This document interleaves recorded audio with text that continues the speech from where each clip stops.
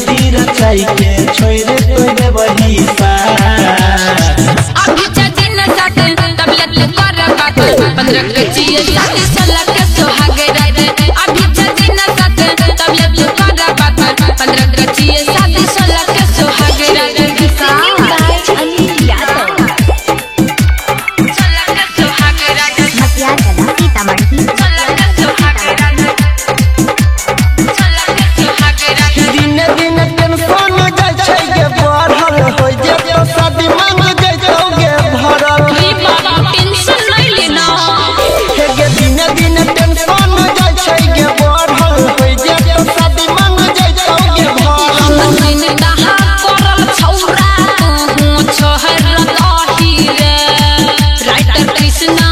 समझावे करा कुछ कही रे